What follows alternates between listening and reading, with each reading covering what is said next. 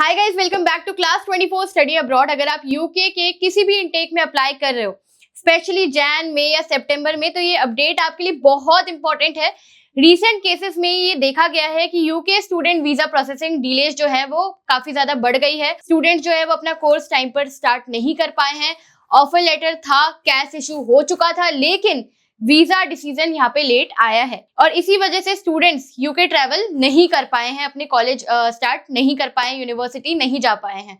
अब यूनिवर्सिटीज ने काफी केसेस में कैश टाइम पर इशू कर दिया था। स्टूडेंट्स से सारे डॉक्यूमेंट्स उन्होंने ले लिए थे, फीस और एनरोलमेंट प्रोसेस भी जो था वो उनका कंप्लीट हो चुका था, लेकिन फिर भी जो है उनका वीजा डिले हुआ है या फिर रिजेक्ट हुआ है। और कुछ बच्चों के केसेस में ये भी हुआ है कि जो वीजा डिसीजन उनको मिला है वो कोर्स स्टार्ट डेट के बाद में मिला है।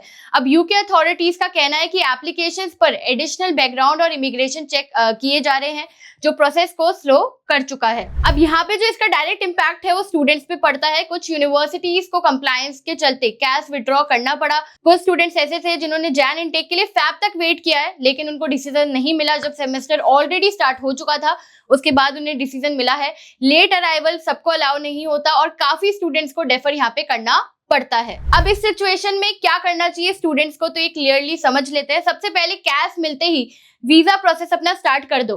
कैश के बाद वेट करना काफी ज्यादा रिस्की हो जाता है। वीजा जितना जल्दी अप्लाई करोगे उतना ही आपके लिए सेफ रहता है।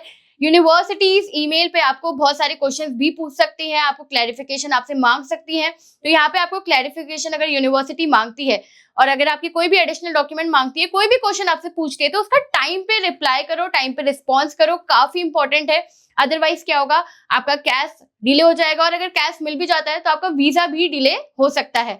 अब यहाँ पे टाइमलाइंस का स्ट्रिक्ट आपको ध्यान रखना है। यूके इनटेक्स बहुत टाइट होते हैं, यहाँ छोटा सा भी डिले अगर आपका हुआ तो आपका इनटेक मिस हो जाता है। बहुत सारे बच्चे ऐसे हैं जो अपना ऑफर लेटर भी डेफर कराते हैं। तो अगर आप ये फेस नहीं करना चाहते तो आपको यहाँ पे टाइमली अप्लाई करना बहुत इंपॉर्टेंट है। मैं बार बार ये चीज बोलती हूँ, अगर आप टाइमली अप्लाई करोगे, टाइमली डॉक्यूमेंट्स अपने रेडी रखोगे, अपना प्रोसेस करोगे, ऑफर लेटर आने के बाद जो जो चीजें आपके काउंसलर आपको बोल रहे हैं वो चीजें आप टाइमली करोगे, आपका जो प्रोसेस है वो टाइमली कंप्लीट हो जाएगा, आपको वीजा मिल जाएगा, आपको अपना ऑफर लेटर डेफर नहीं कराना पड़ेगा, डीले को फेस नहीं करना पड़ेगा। अब ये सारी चीजें काफी इंपॉर्टेंट है, इसको ध्यान रखो। अगर आप अभी भी कोई भी इशू फेस कर रहे हो तो आप मुझसे कमेंट सेक्शन में पूछ सकते हो या फिर आप डायरेक्टली कांटेक्ट करो। नीचे डिस्क्रिप्शन में फॉर्म लिंक दिया हुआ है, उसे फिल करो।